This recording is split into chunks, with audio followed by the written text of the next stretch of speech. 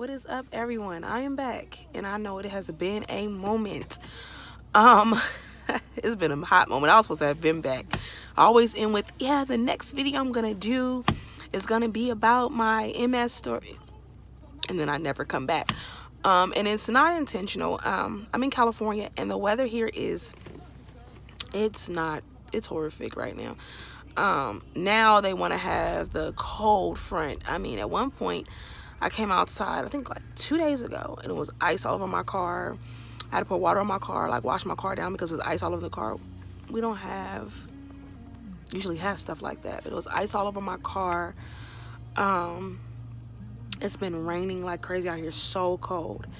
And with this weather, I am learning, excuse me, because I realize also I'm learning still about my disease. I can't handle the weather. The weather is just horrible for me. I have been, I want to say, for the past week and a half, almost 2, in a horrible amount of pain. Everything hurts. My back hurts to breathe. My chest, the upper respiratory part of my back hurts. Hurts to breathe. I feel like I have respiratory issues because I'm like, why does it hurt for me to breathe in? And my lower back hurts. My legs hurt. My hands are throbbing. I've had headaches. And I didn't have all of this until the weather changed. So I'm like, what in the world? And as I research, it's the weather. So I haven't been in the mood, I would say, to record anything, let alone my story. I just have not been in the mood at all. I've just been miserable. I would like to, definitely, I'm going to set a date, matter of fact. On Wednesday, I'm recording my how I was diagnosed with MS story. I'm hoping it could just be one video. It might be long, and I don't like long videos myself, so I might do a 2-parter, but we'll find out on Wednesday. But I will record on Wednesday, and because I'll be home alone. My kids won't be there. They'll be at school. My husband will be at work, so I'll be able to sit and actually do this. But yeah, I just want to check in. Being consistent is important with YouTube, and it's just important for me to document. Prime example, I contacted my primary care. The last video I posted was about doctors and just how, not all of them, because there's a lot of doctors that are really awesome. I know a couple of family members that have awesome doctors who care, who go above and beyond. I had an awesome doctor at one point with the other medical I used to have, but now I have Kaiser, and I'm having a hard time finding a good doctor. This will be my second primary care provider I'm going to Wednesday morning before I record the video. I've switched doctors because the doctor I had previously, I had asked for help. I said, look, I'm in a lot of pain. I've almost fallen on my client. You know, I'm explaining everything, that I have fallen twice the week of almost falling on my client. I'm very scared of that. And his response was the same generic response I have gotten before, that, oh, we don't like to promote temporary disability. We don't like to promote that.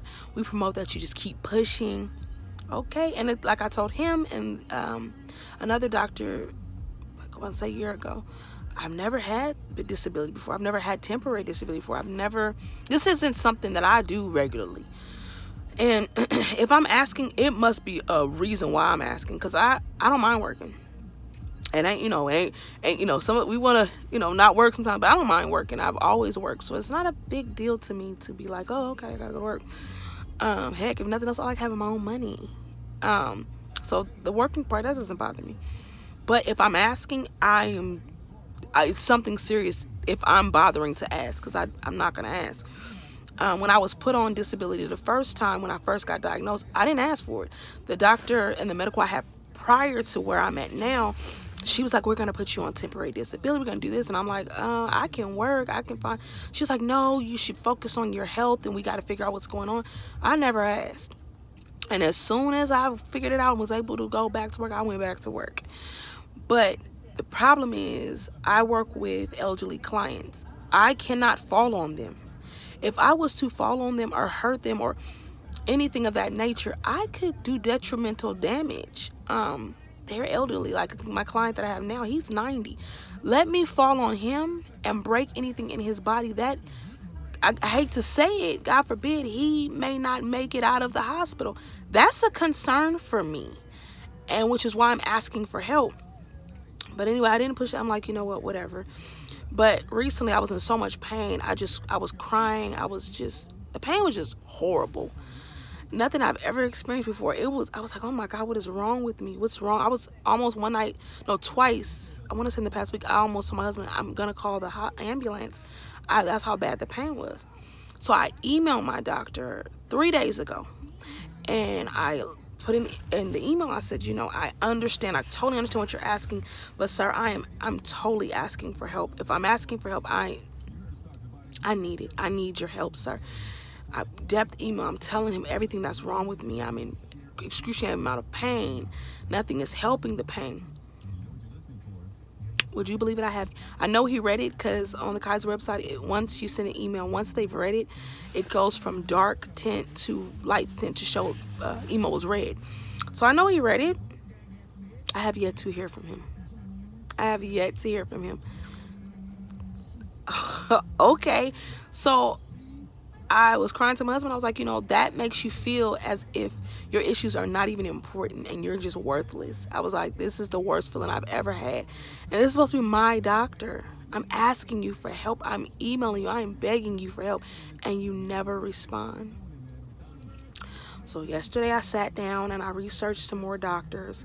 I found another doctor that I am going to see on Wednesday.